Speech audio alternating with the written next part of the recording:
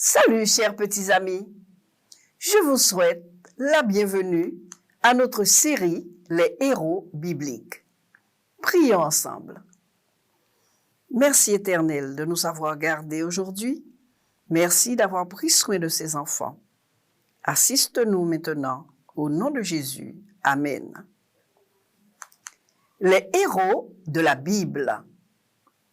Exode 3, le verset 12 nous dit: Dieu dit, je serai avec toi, c'est moi qui t'envoie. Il arrive souvent que des personnes soient déplacées à cause de la guerre, de la famine, et ils vont dans un autre pays où ils ne sont pas bien du tout, mais ils sont obligés de fuir leur pays. Aujourd'hui, nous parlerons aussi d'un homme qui a été obligé de fuir son pays pour échapper à la mort. Il s'appelle Moïse et nous l'avons surnommé le grand libérateur. Moïse vit en Égypte où les Israélites sont esclaves. Ils sont esclaves parce que le roi a peur que les Israélites ne se développent et ne deviennent trop nombreux. Il ordonne même aux sages-femmes qui font accoucher les femmes enceintes, de tuer les garçons à leur naissance. Une mère qui s'appelle Jochébed va avoir une bonne idée. Elle va mettre son bébé dans un panier étanche sur le fleuve et elle espère que quelqu'un prendra soin de ce bébé. Dieu veille. La fille de Pharaon descend au bord du fleuve pour se baigner. Et avec ses princesses, elle voit le panier. Elle le récupère et elle voit qu'il s'agit d'un bébé hébreu, un beau bébé. Elle décide de le garder. Elle l'appelle Moïse. Grâce à la sœur de ce bébé, Myriam, qui était cachée dans les roseaux et qui a vu la princesse prendre ce panier, elle se présente à la princesse et la princesse accepte de donner ce bébé à sa maman pendant quelque temps, qui va l'élever et qui va l'éduquer jusqu'à ce qu'il soit assez grand pour retourner vivre au palais. Moïse vit au palais jusqu'au jour où il a un problème avec un Égyptien et il le tue, il le frappe à mort. Alors, Moïse est obligé de quitter l'Égypte. Il quitte l'Égypte et il va très loin. Il va au pays de Madian. Là, il rencontre Séphora, qui devient sa femme. Moïse devient berger. Il élève des moutons.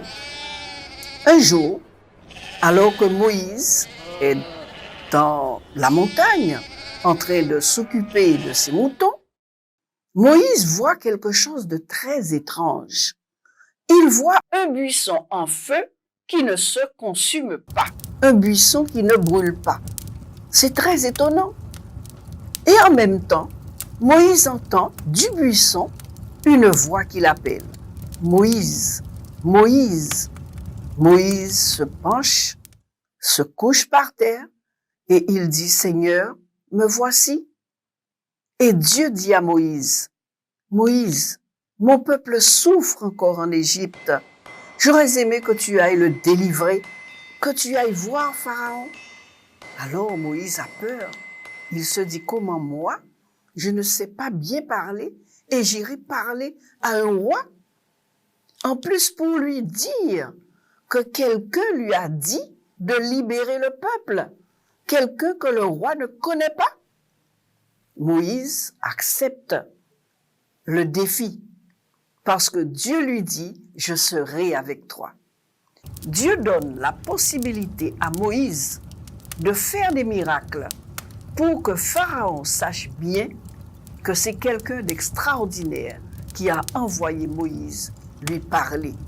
Et Moïse fait des miracles pour que Pharaon comprenne que cette affaire est une affaire sérieuse.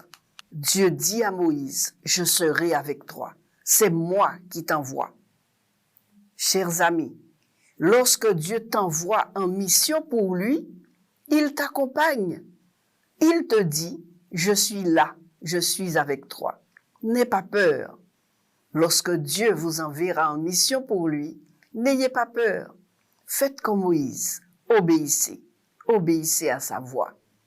Parce que il est là et il vous accompagnera.